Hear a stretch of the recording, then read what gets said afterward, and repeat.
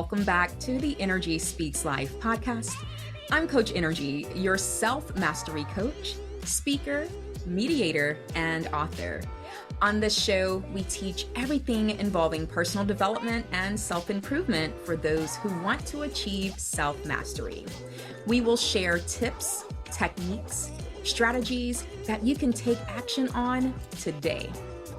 Today's guest is Mike. He's going to talk about his experience and his relation to empathic marketing.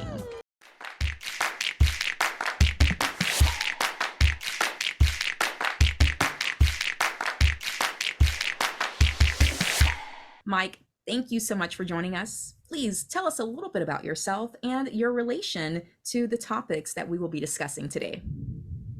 Well, thanks, Nrgy. So, in a nutshell, we're going back about 9 years ago. I was a helicopter paramedic, and I had a side hustle where I was doing corporate team building. But I fell off a 35-foot cliff, and I broke my arm, I broke my leg, and I broke my back. And I made this decision to become a self-employed entrepreneur. So I sold my house, I sold my cottage, and I bought an abandoned sawmill on 164 acres. And I turned that property single-handedly into a wedding venue, Canada's oldest trail race, snow and trail race series, and what else? Oh, and an outdoor education center.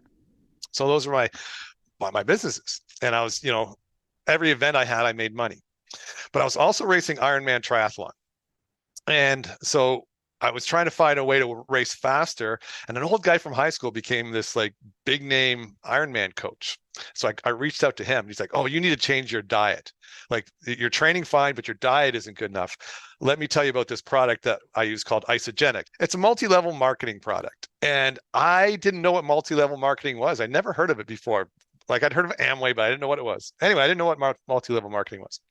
But he put me on this product, not knowing, the type of product it was. And I used it, and I dropped 20 pounds. I developed more lean muscle, and I just raced a lot faster. And so all the people that I used to race against, "Oh my gosh, Mike, how did you do that?" And I'm like, "Oh, I just started using this product called Isogenics, and I knew I could sell it."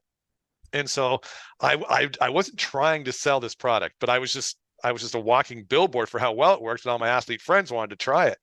And so before I knew it, I became what's known as a crystal executive with Isogenics, which is a really high ranking in their pyramid scheme world. And so I was suddenly getting $1,000, $2,000 checks coming in on a regular basis, and I wasn't doing any work. And I was like, "Oh, I like this." And so I wanted to do more of this free income thing. But I'd maxed out my circle, right? I had no more athletes. So I'm like, how could I sell it to people I don't know? How could I go to a cold audience? And so I signed up for a marketer's cruise where just all these marketers go on a cruise, and I thought I could learn from them. And I was on the beach of Cozumel with my wife, and there was a bouncy castle PlayStation out off the beach, and I went out there to play on this bouncy castle. Anyway, go out there, and who was out there beside the castle but Russell Brunson? And so I'm swimming with Russell, and we were like, "Hey, let's go play on the bouncy castle together." And me and him and a couple of his cronies, we set this obstacle course on this thing. We had a race. Anyway, Russell and I became friends after that, and Russell wasn't as famous then as he is now. And so he was just trying to get his inner circle going. And he's like, "Mike, you need to be in my inner circle." And it was $10,000. I'm like, "I don't have $10,000. But he got his closer on the phone with me. And I'm like, "Dude, I am totally maxed. Building my house costs so much money on credit cards. I really had no money." And his closer, Randall's like, "Oh, well, if your situation changes, call us back." I'm like, "Okay." He's like, "Oh, wait a second." And he's like, "Russell's sitting here beside me, and he's never done this before. But he says you need to be in this inner circle, and you can dictate your payment plans. Whatever you can pay or whenever, you can do that." I was like, "Wow, okay." So anyway, I got into Russell's inner circle without paying. And the thing I was selling, he wanted me to sell off-grid living stuff. And we built the funnel, and we couldn't sell any of it. Like, he was building funnels for me, his guy, and we couldn't sell anything. But the traffic I was driving with Facebook ads, his Facebook ads said, Mike is better at Facebook ads than I am. And so when people were coming to Russell with help for their Facebook ads and stuff, he would refer them to me. And there was this boot camp gym out in California, and they were going under. They're about to close their doors because they're in such rough shape. But they're one Hail Mary, they decided to hire me. So I flew out there and I went to the gym for a couple of days. I met their clients, and I got these amazing testimonials, and I built their funnels for them, and I ran all their ads, and I got them a 36-to-1 return on ad spend. So what that meant is they went from thinking they were funding the gym by working full-time jobs, but within the year, both of the brothers quit their jobs to work the gym full-time based on the revenue I was able to generate for them. And so based on that testimonial, I was able to get more clients and grow my business. But here's the thing. What I learned from Russell is the opposite to what I did. And this is where the empathic marketing comes in, okay? Because Russell teaches you to hack what's already working. And that's what these gym owners were doing. They were a small boot camp gym, and they were trying to do what LA Fitness was doing and like Gold's Gym was doing, right? And so LA Fitness, Gold's Gym, all these gyms, they attract the 20-something with the ripped abs, the six-pack, the beach bodies, right?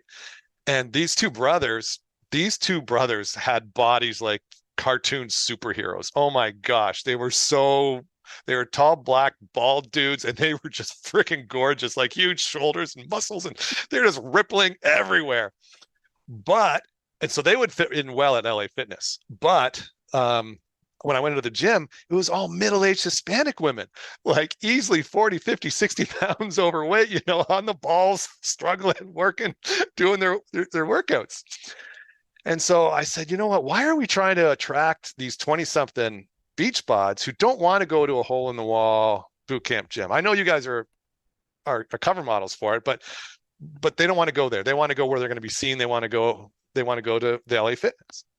So I started running ads with these middle-aged Hispanic women in tears, saying how much this gym has changed their lives. Maybe not with the weight loss, but just with the support and the community that gym offered. And it was through that empathy of understanding who the audience was and passing that message along to people who had that same desire that we were able to grow the gym. And it's funny because it took me a while to learn that lesson, because I guess just kind of did that naturally. But then I was hired by a gym in Chicago in the Central Business District to do have the same success that I had in California. I'm like, I know how to do that.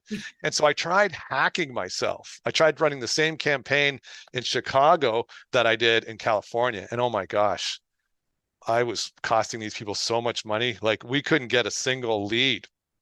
But here's the thing, because I didn't take the time to have that empathic understanding of the audience. Like, my audience in California was middle-aged Hispanic women who wanted community support. What I learned later, because I did make that funnel work, was that I was going after, like, not guys who wanted six packs, but these were mostly men who had, 45 minutes at lunch, who wanted to get in, get out, and get a hardcore workout. And it didn't matter what it costs. Like, the Hispanic ladies, they needed a low price. But in Chicago, the more I charged, the more people wanted in, because it was more exclusive. And these guys were making multiple six figures. So the money was no object for them. They wanted to say, I've got a trainer. He cost me $500 an hour, right? Because that sounds like you've got a good trainer. If they went to his buddies, like, I got a trainer, I'm getting him for $10 an hour, they'd be like, well, you're a loser. Right? So anyways, that's, I finally learned I taught myself what I was doing. It's like, oh yeah, you got to understand your audience. And that's the crux of everything I do now, is that deep understanding of my audience. Oh man, I'm sure there are a lot of funny stories that you could probably share from those years, and that's true. A lot of people don't quite understand that it's life and things that we are doing or things that we're trying to get ourselves involved in. It's not always a cookie cutter, one size fits all type of situation. Not at all. Yeah, and you definitely explained that and had success once you turned that switch on and was like, ah, yeah, got it. That's So right. with your empathic marketing, is there a formula or a system or steps or anything like that that you kind of go Yes. through? Okay, feel free And to. it starts with the understanding. But what does that mean? And there's two layers of understanding that I look at. The first is an experiential understanding, and the second is an emotional understanding. And I think a lot of us know about the emotional understanding. So I'll just briefly touch on that first. But I break that up into what I call the 4 Ds of transformation delivery. So the 4 Ds are in the short term. Like what sort of difficulties and desires do you have right now? Like what's your problem today that you want a solution for today or this week, right? That's the short-term difficulties and desires. But there's also the long term. What are your long-term dreads and dreams? And so these are the emotional connections that we have to make when we're sharing our copy, right? Because we're either running towards pleasure or running away from pain. And so we have to understand what's going to resonate with our audience. But you have to have that both the short term and the long term. Again, because every audience responds differently depending on where they are on their journey, which brings me to the experiential understanding side. So that is broken down into 2 parts. There's your audience's level of problem awareness. Okay. And so when we're talking about that, there's a lot of people out there that have a problem, but they don't even know it exists, right? And then there's other people who are hyper aware of their problem and they know exactly what solution they're looking for. But then on the second side of that, there's what I call there are sophistication. What is their level of sophistication? And what I mean by that is what offers have they seen before? So I talked about weight loss. Like how sophisticated is the weight loss audience? Like what offers have they seen before? And I'm asking you this, Nrgy, like they've seen them all, right? Yeah. Like they've seen them all because that's it's a multi-billion-dollar industry. So they're always getting hit by a million different offers. So it's super hard to stand out. But I have a lawyer client and he specializes in suing financial advisors. That's all he does. So if you've invested with a financial advisor and they've lost all your money due to negligence or not advising you properly, he will sue them. How many advertisements have you seen for that type of service? Like none, never, right? And so if I'm working with a weight loss client, I have to like get my creative hat on, like just, oh my gosh, like what are we going to say that's different? And I actually did a case study on this a little while ago because an ad popped up, train like a kangaroo. And I was like, have you ever heard that before? Train like a no. So I'm like, that is new. What is this guy talking about? So I clicked on the ad and I did like a case study. So I'm like, because it's so hard in the weight loss or fitness space to come up with something new. But he said train like a kangaroo and nobody else is saying that. So it piqued my interest and it made me click. Right. And so if I was working for a weight loss or fitness client, I'd have to be like so on my game. But with the lawyer client, I'm like, if you've lost money to your financial advisor, we'll get your money back. That's my statement. Like I don't have to be flowery. I don't have to say using this unique mechanism. I'm just like, hey, we'll get your money back. It's a free consultation. And because he's got no competition. Nobody else is seeing that. And so you have to understand your audience's level of awareness, problem awareness, and then their level of sophistication for the type of ad, for the type of campaign you run. And then you also want to tie in those 4 Ds of transformation delivery in your messaging. Nice. Nice. Okay, let's talk about the emotional part briefly. Like you Okay. said, most people will probably understand that. And I'm glad that you broke down that there's a short-term lane and a long-term lane. Right. And under the short term, it's, what are you experiencing right now, as far as Yeah. difficulties and what are your desires right now? Yeah. So how So can, yeah, go weight ahead. loss is so easy for Okay. that one, right? Because if I'm aware of my problem and I want to lose weight, like why? It's because my friends are thinner than me, right? And I'm afraid to go out. Like like I used to wear a bikini, but now I'm wearing a one piece, right? Because I'm embarrassed. So right now, I just want to be able to go to the beach and put my bikini back on. And I don't have to have a six, and I'm not a woman, so I don't wear a lot of bikinis, but you know what I'm saying, right? And so I don't have to have six pack abs or whatever, but I just don't want to be embarrassed to put on a bikini. But clearly when I wear a one piece, I'm hiding something. So you know what, if you invite me to the beach, I'm just not going to go, right? Because Mm-hmm. I've got that shame. And so that is a short-term difficulty with a short-term desire. Like, just get me fit enough so I can put the bikini back on, just so I'm comfortable enough. Because my friends aren't six-pack ab people either, but they don't have the same belly as I do. Okay. But in the long term, like my doctor's talking about high blood pressure, diabetes, heart disease. And you know what? My daughter, my daughter just had her first baby, and I'm a grandmother now, and I want to go to my grandkid's wedding, right? And right now, if I keep, like, I've gained 20 pounds a year over the last 3 years, like if I keep on this trend, I'm not going to see my grandchild's wedding or their graduation. So in the long term, I need to do this for my health and just to survive. And so those are, like I say, the different short-term and long-term, difficulties and desires, push buttons that you want to press to get people to take action. Yes. Oh, I like those examples because those are easy to understand. So I'm glad Mm-hmm. that you did use those, the weight part, because I mean, at some point, whether people, those who are listening, have dealt with it personally, or even if they haven't, they at least understand it, or they know someone who has dealt with it. So yeah, that's awesome. There's nobody, I don't care who you are. Like, we all want to lose a couple pounds, or we all want to, gain a couple of Gain, pounds of yes, muscle, right? exactly. Like, Gain or lose. gain or lose. Yeah. There's nobody who's like, no, I'm perfect the way I am. There's nobody. I don't care if you're Vin Diesel. You want to change in some way or form. Something. Yes. Good deal. All right, so now let's switch back to the experiential Okay. and let's go deeper there. So, you when you said the first point being understanding their level of problem Problem awareness. awareness, yes, that was so key to me. And I'm going to do a shameless plug here. In my coaching product, it's called What's Your Passcode? Keys to Hacking Access to the Life of Your Dreams.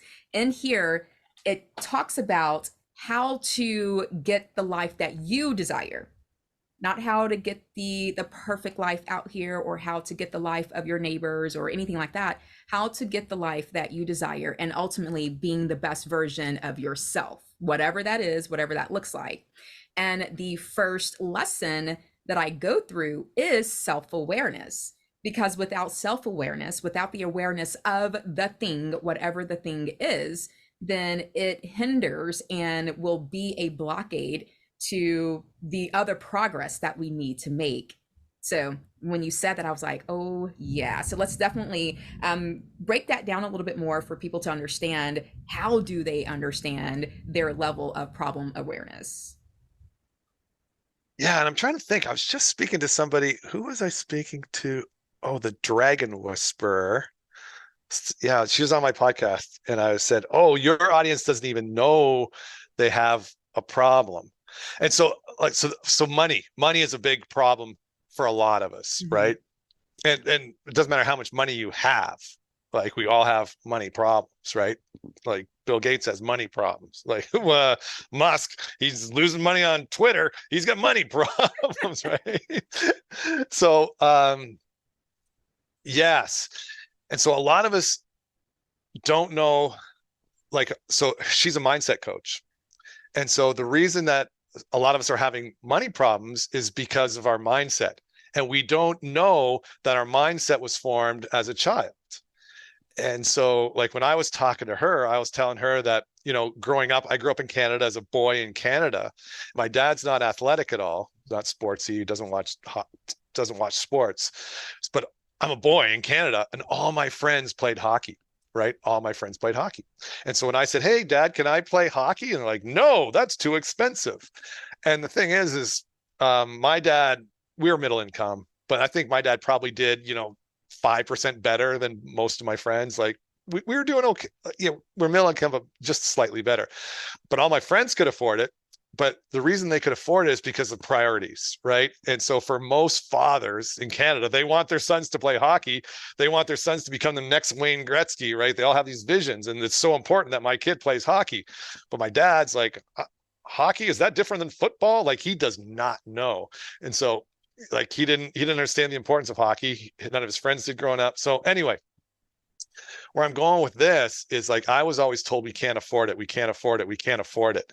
And it's all about the money, all about the money all the time. And so as I graduated to an adult, I'm operating out of this scarcity mindset, right? And you probably do this in your coaching. And so until I understand where the problem came from, and then I can't find the solution.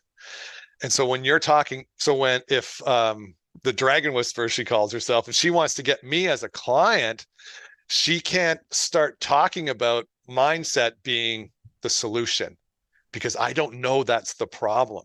Like she's like, because this is a problem I have. I don't charge enough. I just don't, because I think what I charge is a lot of money and people can't afford it because I think they have the same money mindset as me. It's like, oh, I wouldn't pay that. Like, oh my gosh, it's so expensive. And so for her to get me as a client, she can't offer a mindset solution. She's got to introduce herself with some education saying, hey, do you have trouble charging for what you're worth? Do you know your competitors are charging more, but you're afraid to go to that level? Well, let me explain where that might come from. Let me ask you these 3 questions from your childhood and see how you answer, right? And if you've answered in any of these ways, then it's quite likely that you've got a mindset issue that's holding you back. And so now I know the solution. Now I know that, like, because I know how smart I am. I know like how much I've helped people, but I still am afraid to charge what I'm worth. But if she educates me to the solution, tells me it's a mindset issue, it's like, okay, like let me hire you because I know if you can help me, break through this mindset problem, I can start charging double and I'll pay for your coaching fees, in a week and a half. But she has to educate me in the right place. Like, and going up the level of problem awareness, she couldn't say, hey, I'm a money mindset coach and I have a 70% off my coaching. I mean, like, why are you telling me this? That has nothing to do with me, right? Because she has to start lower down on that pyramid, because it starts with people who are completely unaware. Then above that, there's the people who are problem aware, right? And that's let's say that money story I told was true, and it is actually. So I'm aware that I'm not making enough money. I'm aware I should charge more, but I have no idea what the solution is, right? And so then you come to solution aware, and mindset is one solution, right?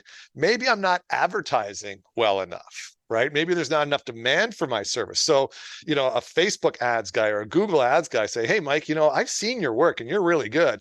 Just not enough people know about you.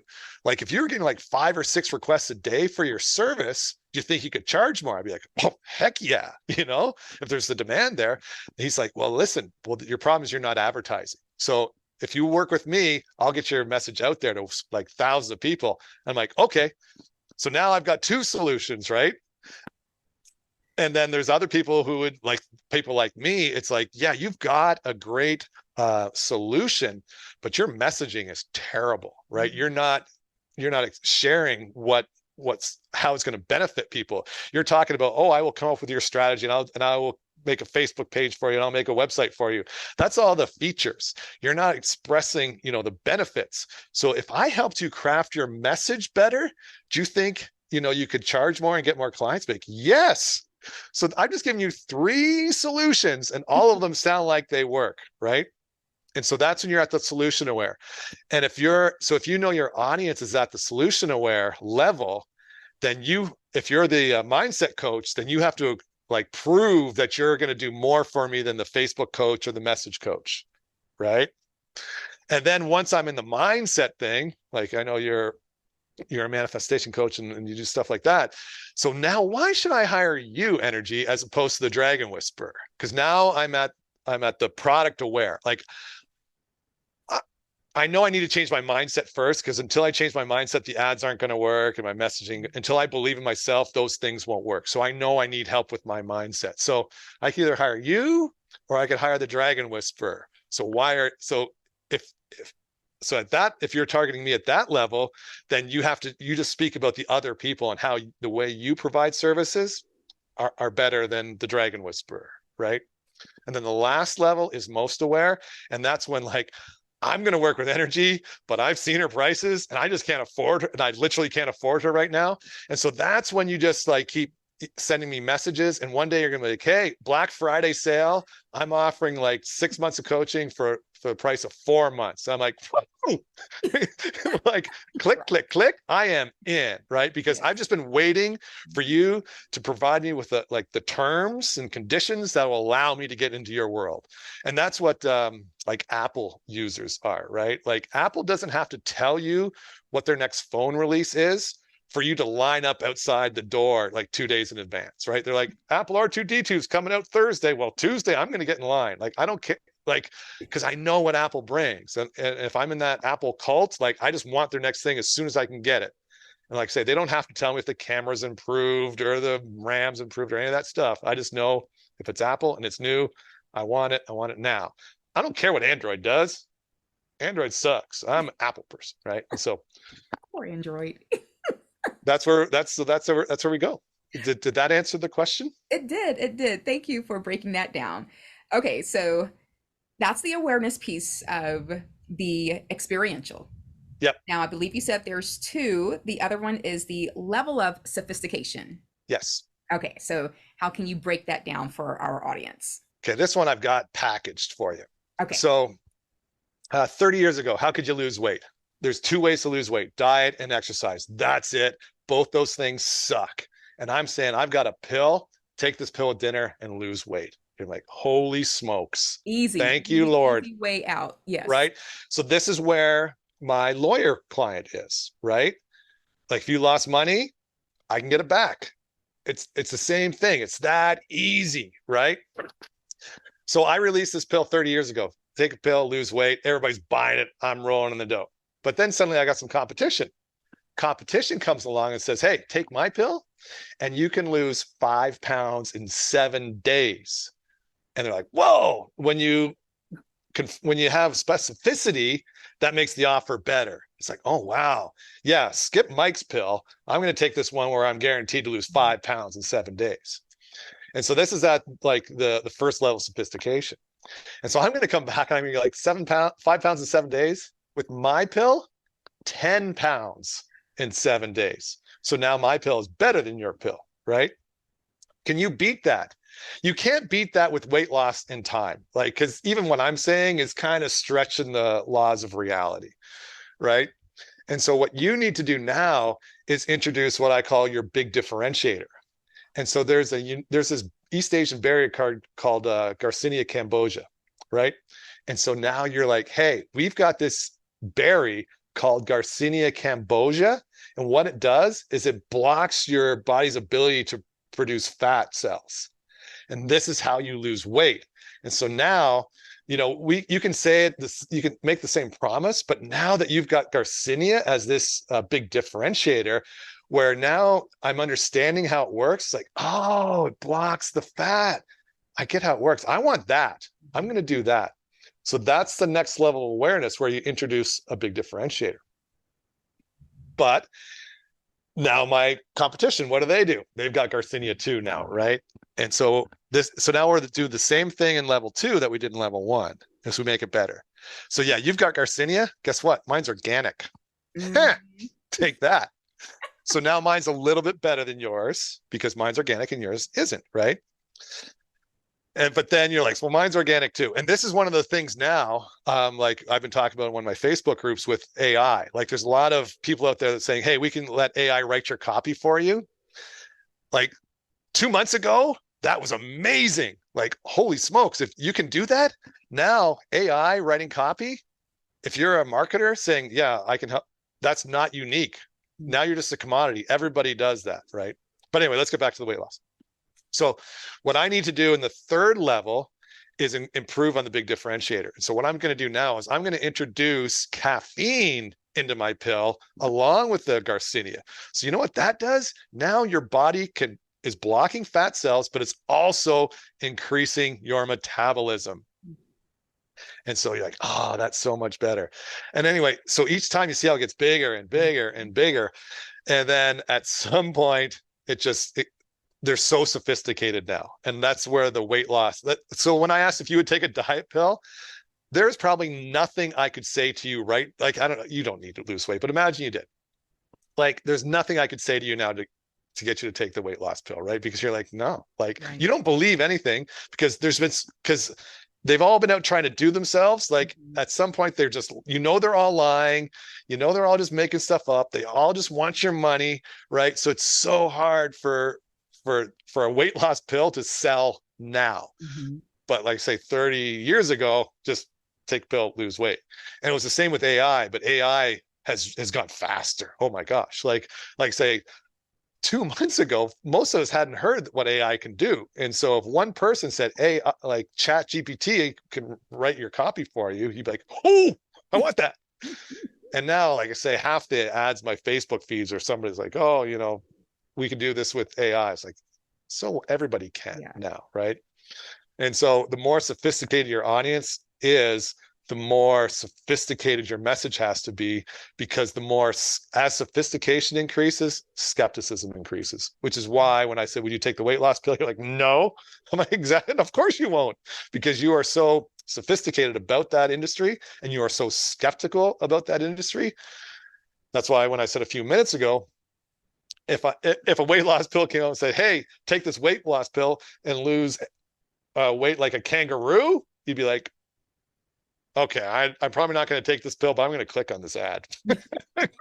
Yeah. Because that is something that nobody has said before. Yeah. The curiosity alone would make you. Yeah. And that's what happened. So this it was a fitness program, and it's Fabian Petroni or something. Fabian's his first name. I forget his last name. It's Petroni or something. Anyway, he has a program called Basement Beast. And I ended up buying his program. I ended up buying his upsell because he talked about density stacking. So that's his big So he talked, like, it's funny. Like once I clicked on the kangaroo thing, I never heard about the kangaroo again. Like the kangaroo was gone. That was just like you say, this is a curiosity thing. But when I got into the next page, he's like, yeah, we lose weight faster with you having to actually use less poundage. So especially for older guys, you're not going to have the joint injuries because we do what's called density stacking. And I did a quick, Google search of density stacking, and that's a real thing that scientific journals and, medical and fitness journals have talked about. Like, density stacking is a real thing. And so he knew his audience. And so I don't want to lose weight so much as I want to beef up a little bit. And so he said, like, if you're older than I'm in my 50s, like you can put on weight with density stacking with like 25 minutes a day with less, and I've got bad shoulders, like bad joints, with less stress on your joints. I'm like, that's what I want. Like, I don't want to spend hours in the gym. He does everything with bands, and so, for $60, you can buy all the bands you need. So you just need bands. So you don't need a whole array of like expensive barbells and dumbbells and stuff. 25 minutes a day. And it's very unlikely that so CrossFit works, right? People who do CrossFit are ripped, but I challenge you to find one person who's done CrossFit for over a year that hasn't sustained an injury. Like, cause it's it's jarring and overhead stuff and shoulder, like they get injured. And so like, I'm not doing CrossFit because in my 50s, it takes me a longer time to heal. And so anyway, in a very crowded market, he was able to get my attention with the kangaroo thing. So he captured my attention, but then he convinced me with this density stacking, which again, he hasn't really talked about since I've been doing his training program for 6 or 8 months now. And it's great. I love it. It's really good, but I don't know if he is doing density stacking or what, and I am getting results. So I don't, but anyway, my point is that he was able to, capture my attention with the kangaroo and then convince my mind with the density stacking. And then he was able to hit something we haven't talked about yet, is my false limiting beliefs. Somebody of my age, somebody who's worried about injuries, and somebody who doesn't have like a lot of time in my day to work out. So he hit them all. And that brings me to the next thing, is if you have the right, so this is your offer, right? This comes into your offer. So if you have the right guarantee, then it's like, you know what? I'm gonna try this Fabian guy out. And he's got a great online personality. Like his fitness thing, his workouts are fun. He's dynamic. He only targets men, which is really good. Like he's got a new program he's going to release soon for women. But right now it's Basement Beast for men. Like the Facebook group, we're all men. And so like he swears, like, and he's just manly, right? And that's attractive to me. And so yeah, he did what he needed to do, and that's why I did a marketing case study with him, because his marketing is so solid, as same as his fitness program. Nice. You have me excited. The way that you were just explaining the whole, like the whole thought process and the methodology behind his strategy, I guess, his marketing strategy.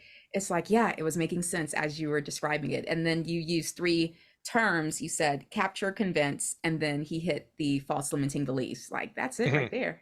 Yep. And the guarantee is And huge, the especially now. and the guarantee. Let me write that And down. like, so you said I could present my offer at the end of the show. Bring it up And now. You can bring it so up now. so this is my guarantee. Okay. So what I call my session is a 30-minute gap analysis. So I'm going to get you from where you are to where you want to be in this 30-minute time, right? And I have an A, B, C, D, and what those letters mean. But anyways, and if at the end of our 30 minutes together, you don't think I've given you that roadmap that I said I would, I'm not going to refund your money. I'm going to double refund your money. So if you paid $47 to be on the call, I'm going to give you $100 if you say, you know what, Mike, like you just talked about stuff and I have no idea what to do. And this is a waste of my, so you lost 30 minutes of your life that you'll never get back. So I should pay you for that. So that's my guarantee, is that I am going to double your refund. So now, initially you said, what do I have to lose? Well, you have your time to lose. And if it was $47, you could lose your $47. But I'm saying, no, you're not going to lose this $47. And if I do waste your time, I'm going to pay you for your time. So now you're should be much more willing to hop on this call with me, right? But I've got a step further with my guarantee, because I know you're worried that I'm just going to try to pitch you on something, right? So the second part of my guarantee is that if anytime during our 30-minute call, I try to sell you on anything, doesn't matter if it's on my coaching, doesn't matter if it's on the software that I use that I'm an affiliate for, doesn't matter if it's on my daughter's Girl Guide cookies. If I try to sell you on anything, guess what? I owe you double what you paid to be on the call. So now, what do you have to lose? Worst case scenario, we're on a call for 30 minutes, and the worst case is you're going to double your money. So, like, you'd be a fool not to hop on the call. Of course, after the 30 minutes, now you're game. Now it's a fair game, right? So after the 30 minutes, I'm going to say, hey, Nrgy, like, did you get good value? Did you have a plan? And you're going to say, oh, yeah, that was really good. I'm like, but really, how long do you think it's going to take you to implement this? Because I told you what you need to do, and it all made sense. But tomorrow, do you think you're going to have that same ability to implement it all? Because what I just taught you took me 10 years to learn, that I taught you in 30 minutes. And so, and this, the same thing from your coaching, right? Like, you can't fix me in one session. It's going to take some time. And so listen, you're welcome. I've given you the steps. You can do it on your own, or I can do it for you. And if I do it for you, your biggest expense right now is the money you're not making. And you know that, right? And so if in 30 days, I can have everything that we talked about up and running, how much money do you think you're going to be making once we implement what I just talked about? You're like, oh, yeah, right. And so for anybody at the end of this call who signs up for my 30-minute gap analysis, they know my dirty little secret. That's what it is. Like, they are going to get so much value in that 30 minutes. And then after, I'm going to pitch them, right? And they can say yes, and actually, I'm going to ask you first. At the end of the 30 minutes, it's like, hey, Nrgy, is it okay if I can tell you how I can help you? And if you say, you know what, Mike, no, like, I really appreciate, you did give me some awesome value here, and I'm going to implement it. And you know what, if I don't do it in a week or two, then maybe I'll call you back, and you're totally free to do that, right? And so there's no, because I'm not a salesman, I'm a marketer. And so I'm never going to pressure you to do anything. But yeah, that's the guarantee. And that's how I've elevated myself against the competition, because a lot of people will give you their money back, but you still lost that time, right? And you still, like, I would pay 50 minutes to pitch people. I'd pay $50 to pitch people all day long, right? Because I know if I have 30 minutes to pitch somebody, a lot of them are going to buy because I'm good at what I do. And I've got the proof. I've got testimonials up the yin yang, right? And so anyway, that's the guarantee that's so important when you're making an offer.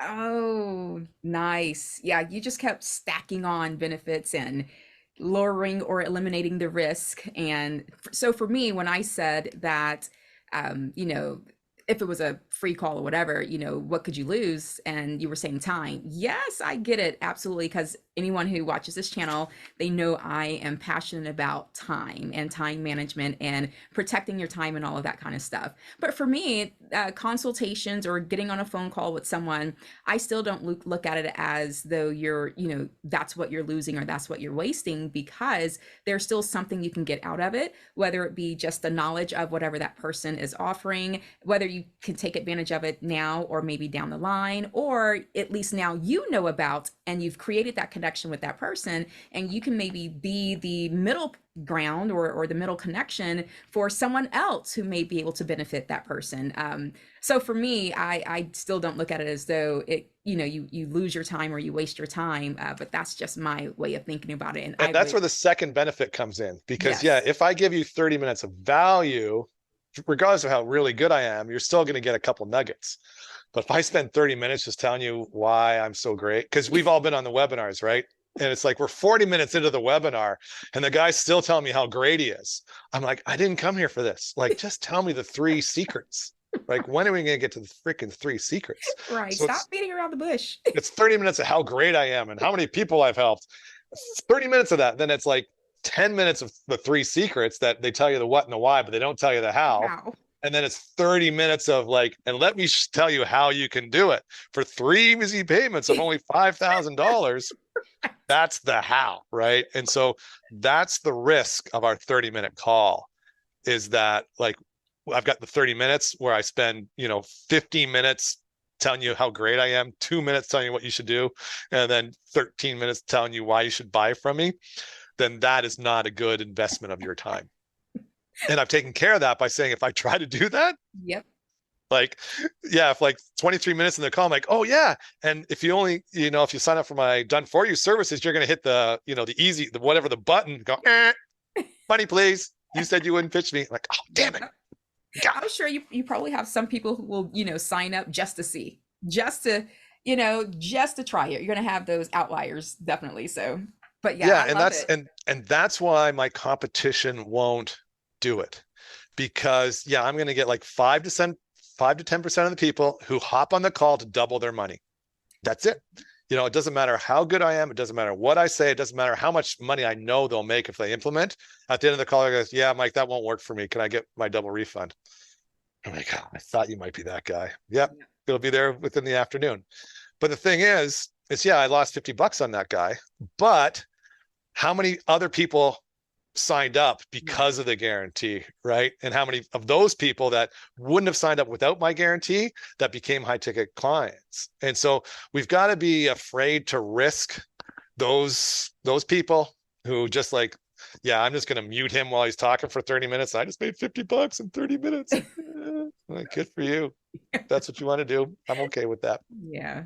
It's part of the deal. You just have to know your close rate, like you were saying. Sure, for every 5 people I'll talk to, I know, 1 or 2 are guaranteed. And at that point, it does make it worthwhile. The $200 that you were using for the example of spending money on marketing ads, but what is that going to produce if you know your close rate or your success rate? So it makes sense to me, and I'm sure that it does make sense to those who are business owners or who may work for someone else. They may be in corporate and they are a part of the marketing department for their company. So awesome information that you have shared. Anything else within the whole empathic marketing that you would like to bring up or talk about before I switch to our next segment? No, I think we talked a lot about that first level, understanding your ideal buyer with their experiential understanding, their emotional understanding. But that is so, don't even start a marketing campaign without investing that time. Yeah. And a lot of people gloss over that. But the next thing is, and this is the second most important thing after is differentiating yourself. How are you different than everybody else? And like, there's a lot of big brands that do this very well. Like I drive a Ram 1500 pickup truck. It's got a Hemi engine. There's not many people that I talk to, guys especially, like, oh yeah, I drive a Ram, that don't say, hey, that thing got a Hemi. Like that's just what they don't know what a Hemi is. But that's their big differentiator. So if you want more horsepower, more torque with better fuel efficiency, guess what? Got to drive a Hemi. And Ram is the only truck that has a Hemi. What does Ford have? They got an EcoBoost engine. So that says like you're just running on 4 cylinders. It's just, putting along, just dripping gas into the thing when you don't need it. But when you've got that big boat on the back, the EcoBoost kicks in and the turbo kicks in. And sure, you're going to use more fuel, but oh my gosh, like the power you have with an EcoBoost. And so if you're like, yeah, I want to just drip gas while I'm driving around the city, but I do have a big boat, I do have a big trailer, I want to make sure I have more power and then some to haul these things. And so Ford has said, well, you need an EcoBoost, right? And so a Hemi engine is called a Hemi because the cylinder head is in a Hemi shape, and so there's more surface area to press, and it takes up more of the volume, and that's why it works better, right? And the turbo EcoBoost, same thing. And if you want a vacuum cleaner that works, you need Cyclone technology. Like Cyclone technology is way better than any other vacuum out there. And guess who has Cyclone technology? Like Dyson, right? What does Dyson charge for a vacuum? And the reason that they can charge so much is because they have Cyclone technology. They've separated themselves. Okay. And I know I was talking to one podcast, like, oh, that's great. Those are all big brands. Like what can the smaller guy do? If you want somebody who truly understands an audience, you want to hire a marketer, you should probably hire a marketer that has written the book on empathic marketing, right? Having empathy for your audience, really taking the time to understand them. Like, do you want to hire a marketer who doesn't understand the audience, or do you want to hire the guy who has trademarked? I own the trademark for empathic marketing. Who's the better marketer? You are, because you clearly I am, right? The steps, yes. Right. And the reason, and I'm not saying I really am or I'm not, but what I'm saying is that I can plant the flag on empathic marketing, whereas my competition can't. Right. And so the thing with a big differentiator is it can be truly unique, or it can be something that nobody else is talking about. Mm-hmm. And so like every marketer worth their salt, any marketer that's any good at all, takes the time to understand their audience. They probably haven't broken it down the same way as I did. And it's the same way when I was talking about, your services. If I want to make more money, like there's mindset, or there's better Facebook ads, or there's better message, right? All three will work. I just have to convince you which is better. And so there's other marketers that, like I've got the law of sophistication, the level of sophistication, level of problem solving. I got the 4 Ds. Other marketers don't have that, but they've got their own thing. Right. And so it's all about differentiating yourself and making yourself stand out and be different. And so for your audience, what I would say, the first thing is really take the time to understand the experiential and emotional understanding of their audience. And then once you have that, craft your big differentiator, plant your flag, and it's there. And again, it's one of the best examples of that was Schlitz beer back in the 30s or 40s or whatever. So Claude Hopkins was a big copywriting guy, and he was hired to do their ads. And so he did a tour of the Schlitz Brewing Company, and he saw that how much time and effort they put into purifying the water, because the brewer's like, you got to have like super clean water. Your beer is going to be crap. He's like, why aren't you talking about this?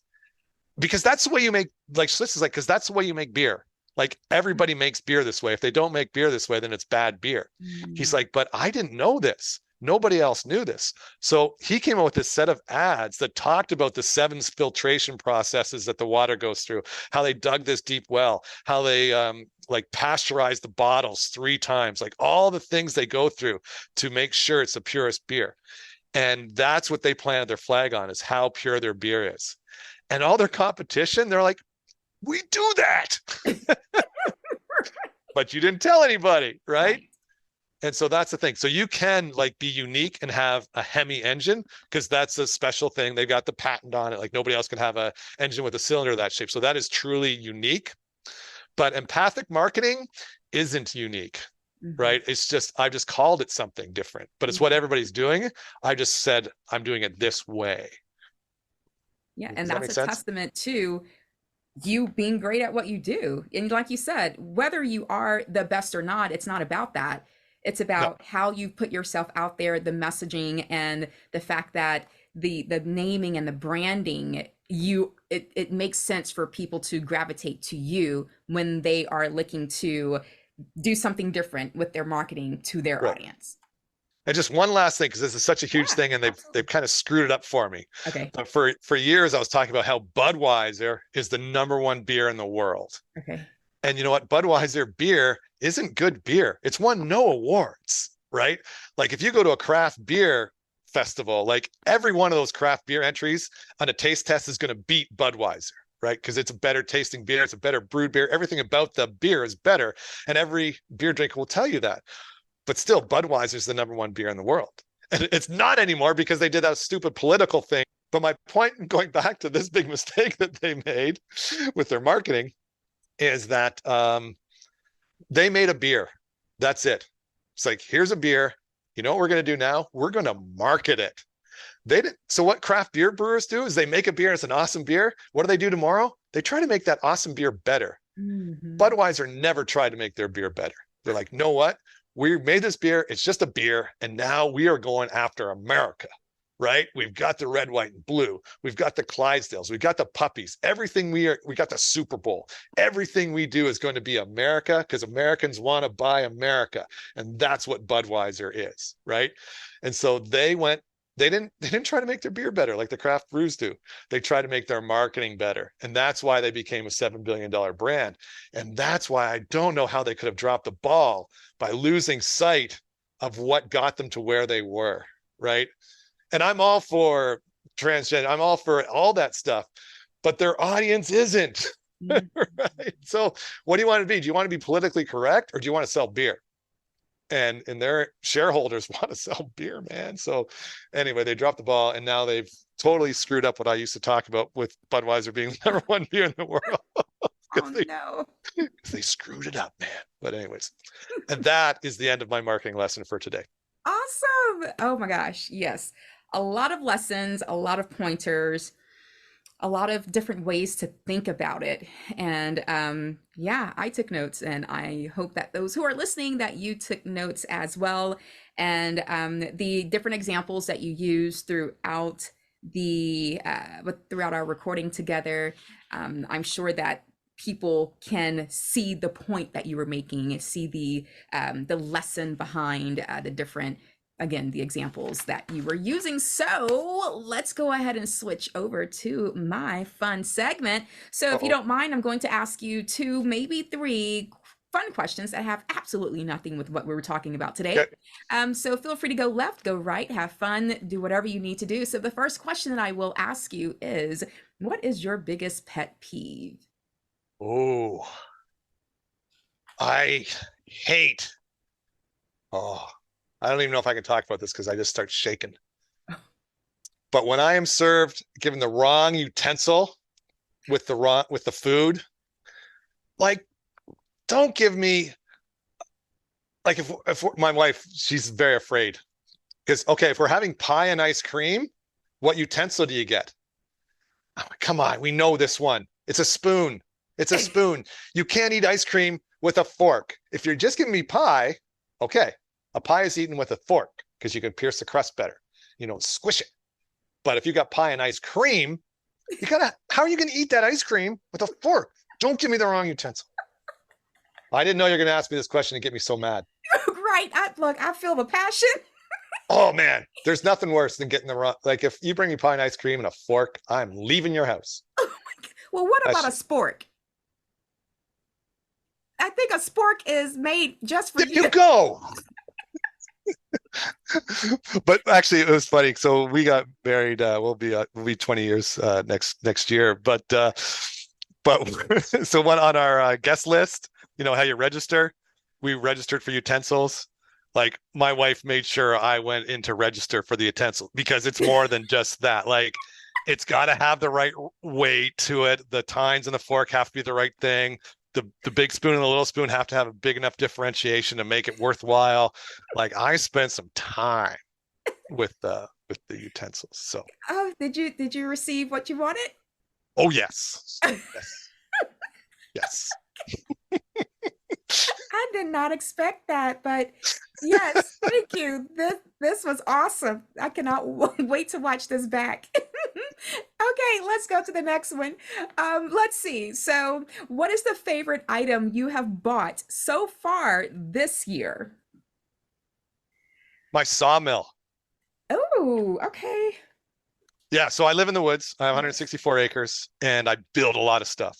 And actually, it might have been going back a little bit more in a year, but yeah. So I've got an ATV and I've got a little log arch, so I can go into the woods. I can cut down a tree. I can cut it into an 8, 10, 12 foot length, and I can haul it back, and I can build whatever I want. And so yeah, like our we have a deck off the side of the house, and we've got a steel roof. We had a huge like avalanche of snow slide off the deck this winter, and it crushed the deck, and the deck broke. And anyway, so um, that could be a super expensive repair, but not for me. Just go into the woods, cut down some trees, go to the sawmill, mill things up, and like I make the lumber to what I want. And so, yeah, you probably haven't received that answer No. on your show either. But yeah, I love, love, love my sawmill. And like, yeah, I'll just cut logs when I don't need stuff. It's just so much fun to do. Yeah, I love my sawmill. Nice. You are two for two, you know? Let's see if we can do three for three. Let's go for Uh-oh. three for three. All right. So let's see. Um, okay. What one word would you use to describe yourself and why? It's it's empathic. Like that's why I teach it. Um, because it's natural for some people and it's harder for others. And I understand that. And I'm not judging, right? And uh for me it's almost like a fault because I think about other people too much. And this goes back to, my money mindset thing, right? Like if you and I work together, I know I can make you so much more money with my marketing chops. But even though I know that, I don't want to charge you, like, because I know how painful, because of my money mindset, right? Because my money mindset of not wanting to spend money, I don't want you to have that discomfort, right? And also, to be honest, I'm not 100% sure that I can make you a whole bunch more money. And to be on, like, no marketer can say that because there's so much of you that needs to go into the campaign. And if you can't deliver, or if you don't have the product, or there's so many reasons that a campaign can fail, that like I don't doubt my abilities at all. But if you're an honest marketer, you can't say that I guarantee that we'll have this outcome. So anyway, I have that empathy with, like, I don't want to charge you what I'm worth because I'm a little bit worried that it might not work. And, I don't want you to go through the discomfort of having to choose whether you want to pay that much or not. Anyway, but that's me. Like I've just always, but on the flip side of that, I've been riding a motorcycle for 30 years and I have not had a close call yet on my motorcycle. And Nice. the reason for that is because when I'm riding, I have empathy, and empathy means understanding. Like I know that driver up there. I know exactly what he's thinking. I know exactly what he's doing. I know exactly when and how he's going to cut me off. Right. And so I'm aware of that because I'm always aware of my surroundings. I'm aware of the people around me. I know what they're thinking. I know what they're going to do. And so, yeah, empathy, it's like a pro and a con for me with the degree I have it. And since I know what it does, I've been able to quantify it so that, like I say, like empathy is that level of understanding of experiential and emotional. It's the creating a guarantee, and it's creating a full offer, and it's understanding false limiting beliefs. So you don't have to be naturally empathic. There is a structure and a blueprint that you can follow that you can kind of fake it. Yeah. I like it. And the motorcycle riding example that you were using, I ride motorcycles as well, so I totally Get, get it. Like you're in a completely different mindset when you're on a bike versus when you're in the car. You should be. And yes, absolutely. And by learning and training and riding a motorcycle, it absolutely does have you think in completely different ways that you can also use in your business, in your life, in your Yep. relationships. So I get it.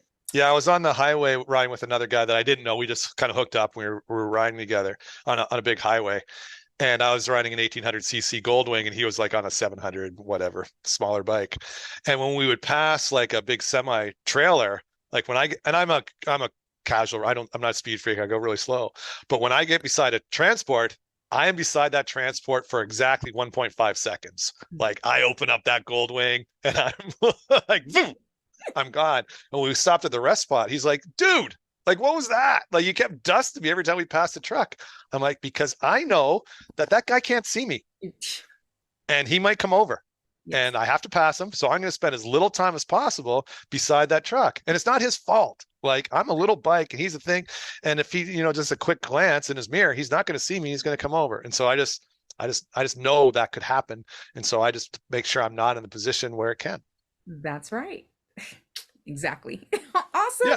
Well, thank you so much for entertaining us during that fun segment. Now we are going to go ahead and continue towards, I need you to share with us your final takeaway.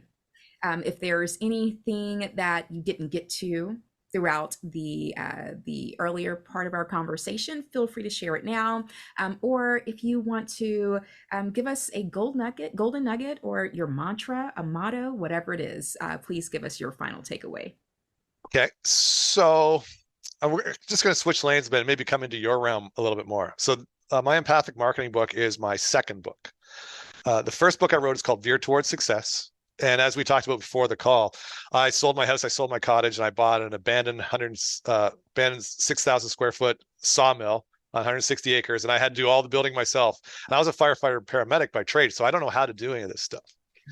And this was it wasn't pre-internet, but this was in the late 1900s. That sounds like a crazy time to say, but right. It was like 1999, 2000, right? And so the internet clearly existed, but it didn't have all the YouTube how-to videos that it does now. So anyway, I had to figure out how to do all this stuff. And people are like, how did you do that? And my motto, if you want a motto, a gold nugget, is that I believe if it can be done, it can be done by me. Okay, just let that sink in for a sec, right? If somebody else did it, I can do it too, yes. Right? Like there's no, and so when I was promoting my book, which I didn't really do very well because this was before I knew anything about marketing, but it's not, so whenever I signed my book for people, I would write, if it can be done, it can be done by you, because it's the same thing, right? You just got to put, if you want it, you can have it, but you got to work for it. Right. And so that's what I try to live by. Like I say, if it can be done, it can be done by me. And like I say, that. I think it'll work for you. It works. It can work for everybody. It can. And I don't know if I hope that those who are listening, that they did let it sink in, or that they will continue to kind of restate it, within themselves to really understand the power behind that statement. Not necessarily hearing it the exact way that you stated it, but when I go through life and I see that I'm coming up against something that's new or unknown, or something that's may look a little scary or whatever, I go back and say, well, it's been done before by someone. Mm-hmm. So that means I can at least do it. It's possible. Now I just have to figure out the how. And so I use that same thought process, that same mentality to get through a lot of things in life. And when you stated it, I like how you put it. And it's got a lot of power behind it. Yeah. And that's actually a book I think I need to promote some more, because it's got it. So that book's called Veer Towards Success, where Veer stands for vision, energy, attitude, and resolve. And most, life coaches or whatever, they're all about the resolve. They're all about working, and like Gary V, right? Like just hustle, grind. I'm like, oh man, I don't want to live that way, right? But if you start with your vision, if you can see it, touch it, feel it, smell it, like live it before it exists, then it's so much easier to work for it. And a lot of the times we just don't have the energy, right? And so if you can get the energy to move forward, and this is where I talk about life energy, like there's energy all around us. You just have to harness it and focus it and direct it. And then from there, you just have to have the right attitude. And a big part of that is also it's appreciation. And so before I started building this house and was getting into all this credit card debt and just ruining myself financially, I had a good job as a paramedic. And so I had like adopted one of those children in India. You know, I was spending my $30 a month or whatever so I could get food and clothes or whatever. And that was a 12-year commitment, until he graduated from the program. We were like 8 years in, and now suddenly I've had all this credit card debt. Like I'm just like drowning in credit card debt. And people are like, well, are you still spending money to this kid? I'm like, yeah. Why? I'm like, because it's $30 a month. I'm like, I could buy a box of screws with that money. That's it. A box of screws isn't going to change my life. I will get that box of screws one way or the other. But this $30 a month is keeping him in school. This $30 a month is giving him clothes. This $30 a month, right? And so again, maybe this is the empathy coming in, but it's that appreciation. It's like, geez, like I can't take food out of this kid's mouth so I can buy a box of screws either. And it doesn't transfer that directly either, right? It's like, oh yeah. It's like, no. And so I did what I had to do, and I graduated with that guy, right? Like that's it. Like because of that appreciation. And I think that's what a lot of us are missing. So I did 3 months ago. Oh yeah, this interview has to end eventually, but I did 3 months volunteer work in Guyana, South America. And while I was there, I was living like the people in this developing country, and we didn't eat every day. Like we didn't have the food, so we didn't eat every day. And oh my gosh, here, if you don't get a coffee at Starbucks because the line's too long, like your day is ruined, right? And so it's really cool. I wish everybody could have that 3-month experience that I had, because like when things go bad here, when my first world problems, since I've had that developing world experience, I have that appreciation to know how lucky I am and how like my problems are. I'm not saying we don't have real problems in the first world here, but most of our problems, oh my gosh, like everybody in Guyana would love to have some of the problems I have. Like they would dream, like some months I make a lot of money, some months I don't make a lot of money, right? And I got payments on this $70,000 pickup truck, and that's a problem for me. Oh my gosh. Do you think somebody in Guyana would like to have a $70,000 freaking pickup truck? Like that's never, ever going to happen for them or anybody they know.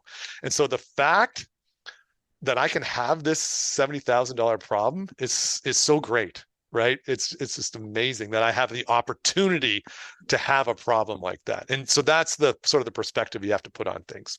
Absolutely. Awesome way to end. Love that takeaway. And if you have that first book, feel free to promote it, because now we are entering where I am giving you the floor to promote, whether it be both your books or if you just want to do the empathic marketing. It's totally up to you, but definitely let us know, how can we follow you? Where can we get a copy of your book? And share with us anything else to where we can support you. Okay, so on my podcast, I have my own podcast, and I'll have to have you on my podcast, Nrgy, but it's called BecauseBusinessIsPersonal.com. And if you go to that site, at the top of the page, you'll see 2 offers. The first offer, I've already told you exactly what that is. It's my gap analysis offer, where I'll get on the call and I will I think you've seen in this interview, I don't hold back. Like I don't give you the what and the why and not tell you how, right? I give you everything. So in that 30 minutes, that's probably going to go to 45 or 50 minutes of me just like helping you. I'll give you everything I got. And then at the end, if you're like, yeah, I'm like, oh my gosh, you're the smartest person I've ever spoken to. I'm like, yes, you're probably correct. And just, let me do this for you.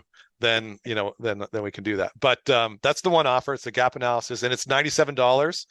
But if you enter the coupon code podcast, you'll get a $50 off, and so it's $47. And like I say, my guarantees stand, like double your money back if I don't deliver, and if I try to pitch you without delivering first.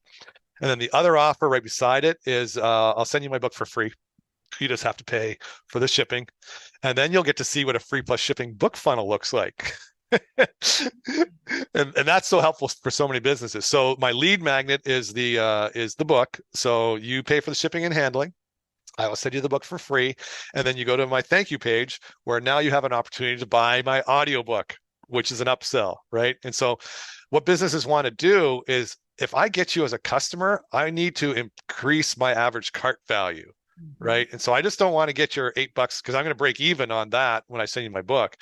If I'm running ads, I need to profit off you. And so that's where the audiobook comes in. So the audiobook, it's actually $47, which is a lot of money for an audiobook because you can go to Audible and get it on Audible for like $17. So why would you pay $47 for a $17 audiobook? It's because I'm giving you access to 3 of my legitimate courses that you can buy. They're legit. This isn't like, this is my $97 checklist. No, it's not a $97 checklist. I have like 3 legitimate courses that have a combined value that I am selling right now that you can buy.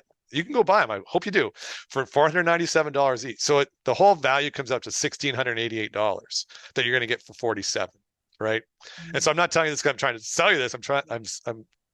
This is what businesses need to do. They have to understand that whatever you can do to increase your average cart value and overcome that, buying barrier by delivering more, like making the value more than what they have to pay, then you can do that. So those are my 2 offers. Go to becausebusinessispersonal.com, either get my book for free plus shipping and then buy the upsells or not.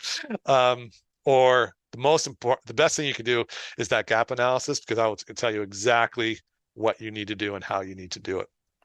And then you can also get my book on Amazon. Just, go into Amazon and search for Empathic Marketing and I'll come up there. You can get it on Amazon. You'll pay more than the free plus shipping. And you can also look for Veer Towards Success. And Veer has dots in between it. So it's V dot, because it's vision, energy, attitude, resolve. So V period, E period, A period, R period, Towards Success. And I don't have a free plus shipping or anything on that, but you can buy that book on Amazon. Awesome. I love it. Thank you so much for sharing that information. Thank you for sharing your knowledge and your information and your time with me and with our listeners and the audience today. So for those of you who can take advantage of the free book, just pay for shipping, any of his audiobook, as well as when you get that, you get 3 courses. Also look into the first book, Veer Towards Success, and see which of those products, if not all, which one can you benefit from in your business and or your corporate world, your corporate job, whatever it is. Because as he said it best, business is personal. That was the hook that got me, and that's why I wanted to bring you on my show. Again, thank you so much for your time. Everyone, please make sure that you go support, make sure that you follow, share out this podcast episode, and make sure that you tell a friend to tell a friend to tell another friend. Hit that thumbs up. And if you yourself want to be a guest on this show, please connect with me via your favorite social media platform, or you can go directly to my website, nrgyspeakslife.com, and connect with me there. But as you know, that when you master your mind, when you master your emotions, and when you master your assignment, you can live your purpose and live on purpose. Thanks so much. Until next time. Bye.